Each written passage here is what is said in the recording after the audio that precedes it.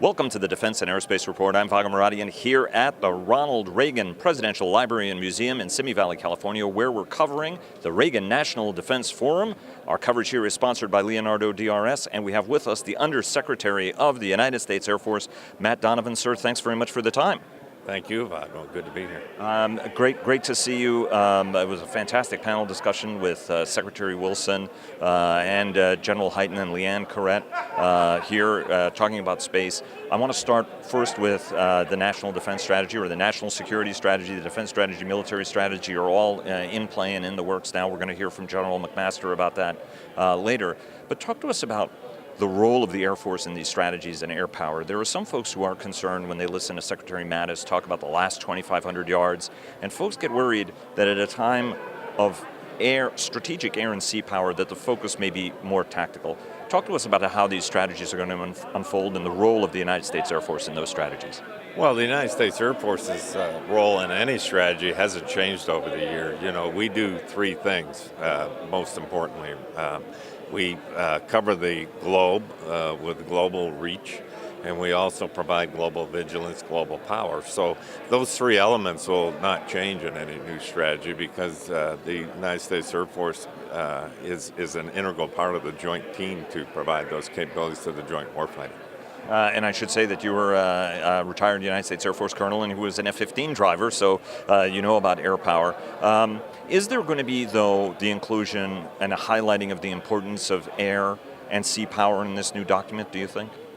Well, I think it has to be just because of the speed that the Air Force brings to any warfight. We can get there very quickly and provide effects for the warfighter anywhere on the globe much more quickly than our other sister services, but who also have their role as well.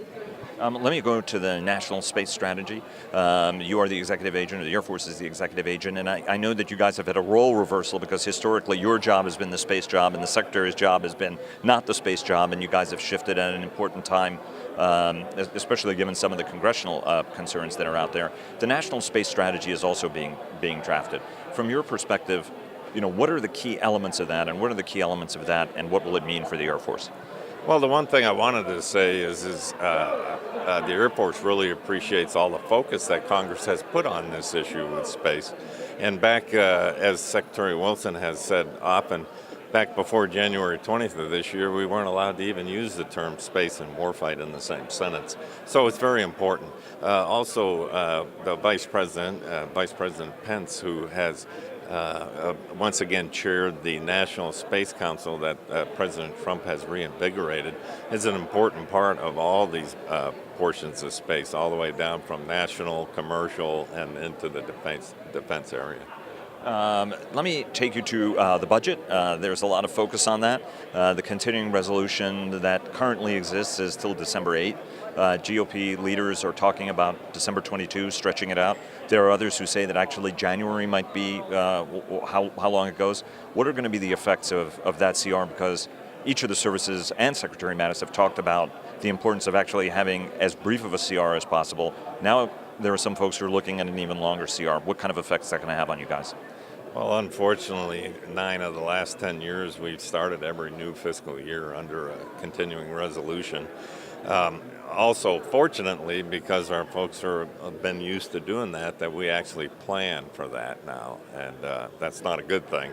But what it does is it allows us to maintain operations in that first quarter of the fiscal year. So actually a 2-week CR is not going to make that much of a difference for us, even if it went over the holidays into early January. It's that if a continuing resolution were to extend it in the next quarter, that would have a larger impact to us.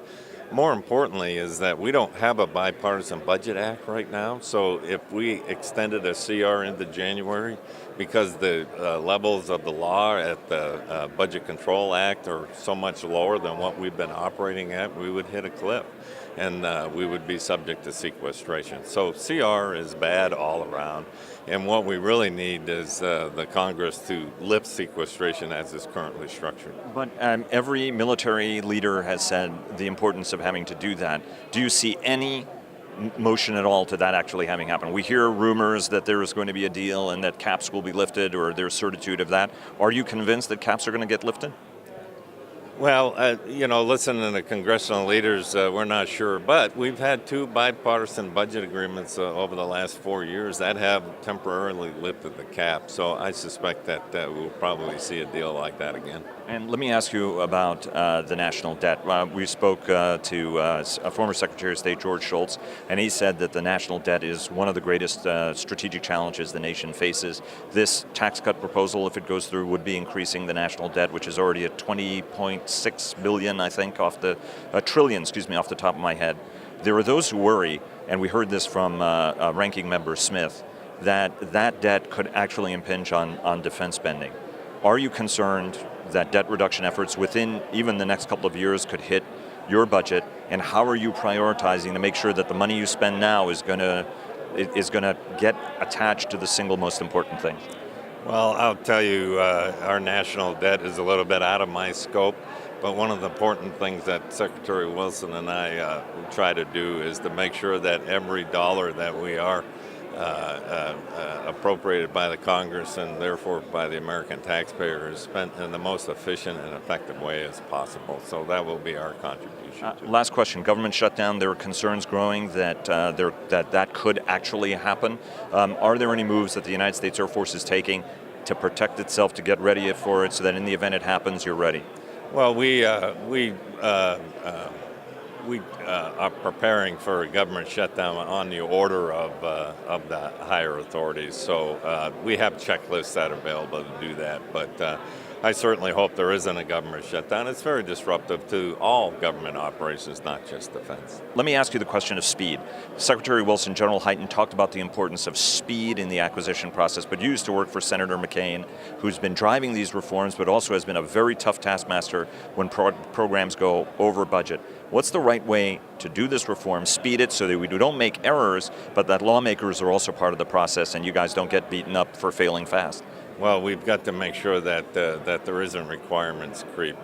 We have to have requirements stable before we get into this. Speed equals time equals money. So one of the ways we go over and cost overruns is by slowing down and therefore spending more dollars that costs to overrun. Sir, thanks very much. We enjoyed it. I'm sorry our time is so short, and we look forward to talking to you at length because there are so many questions we want to ask. Thanks very much, sir. Thank you.